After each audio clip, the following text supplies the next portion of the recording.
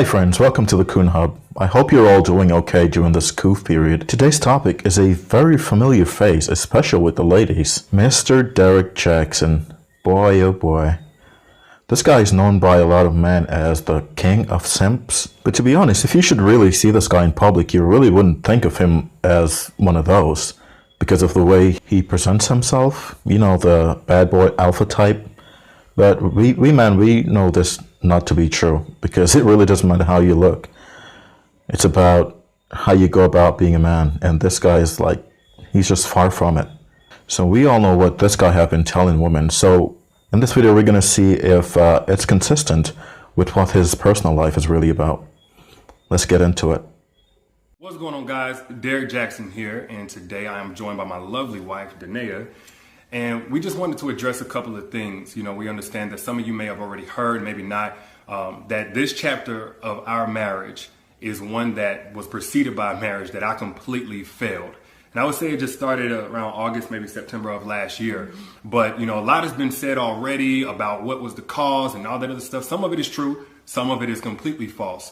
But the truth is, and I'm saying it here now, is that Derrick Jaxn was involved with other women outside the marriage. And by involved, I want to be clear, I'm not talking about just casually kicking it, maybe a lunch or something like that. I'm talking about as serious as sex, to sexual flirtation and meeting up and that kind of thing. And some things that otherwise may be considered okay by some in terms of like just chatting or checking on people or being checked on by people that I've had a previous encounter with. But without my wife's knowledge of it and with us having a sexual history, all of it falls under the umbrella of inappropriate, cheating, affair, stepping out. Definitely not in alignment with the vows that I took, and definitely not in alignment with the biblical standard of what it means to be faithful, which is the standard that I'm going by now. I really do hope you heard what he just said, because he was really admitting to being a hypocrite. Because to be going by those standards now means you really didn't believe in them to begin with. So let's see where he goes with this. A roll call list. If I've said hello to a woman in the last 12 years of me knowing her, she knows about it. But now that it's been made so public, it's important that I first off let you guys know I do not stand by those actions. I don't want to encourage anybody to do that.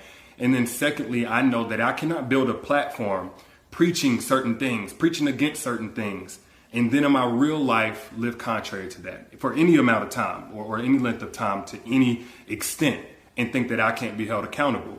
You know, the same way that I preach, you know, men and women in this situation need to face consequences of their actions, deserve to be held accountable. Guess what? Derrick Jaxn's no exemption. He's not exempt from that. I'm also not a victim.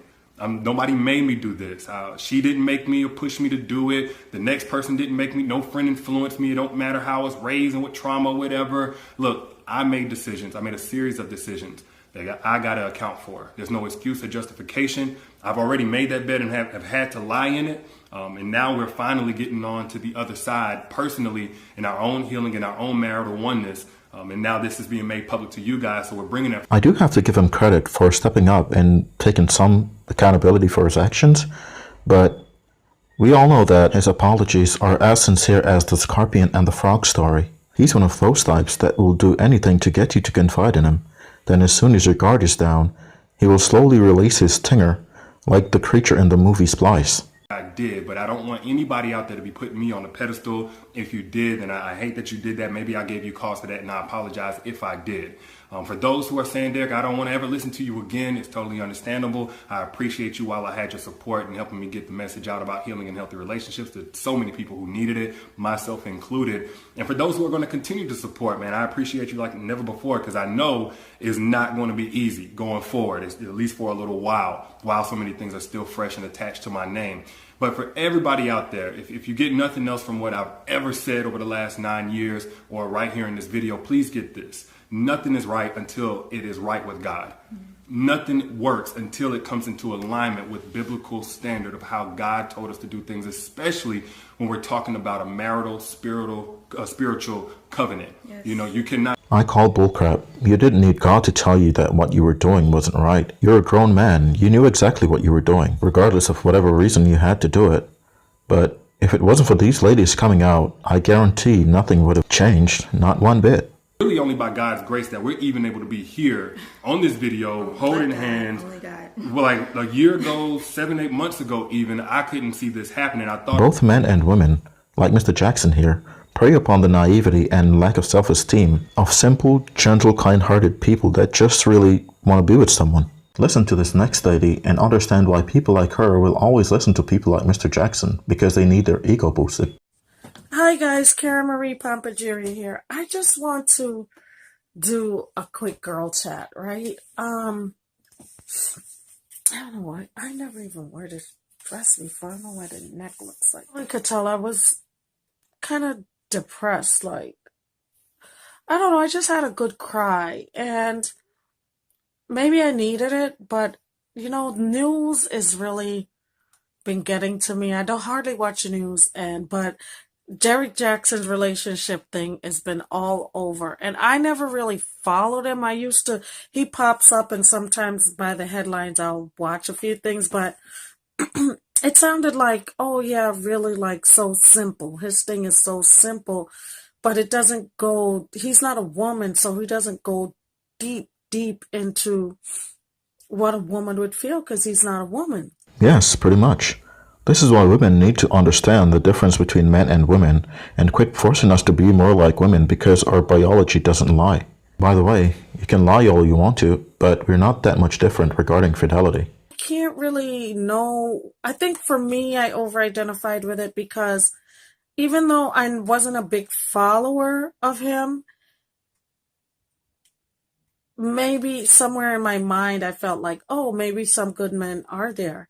And now that he's been exposed, I'm like, maybe there are no good men. And that just shows that my belief system is not there. Should I really just be believing like in a fairy tale? Or should I go with the masses and just be like, listen, men ain't shit? Of course you would say that. Women like yourself use the bad actors as an excuse to stay on the market.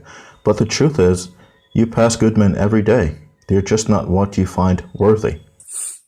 I think she has low self-esteem to a certain extent. I think that she's a pretty woman and she doesn't know how pretty she is, or for whatever reason, she's not leveling up.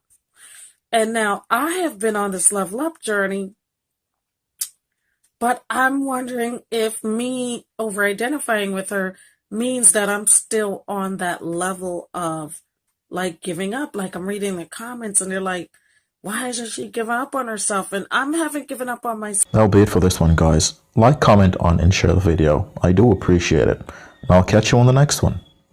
Stay well.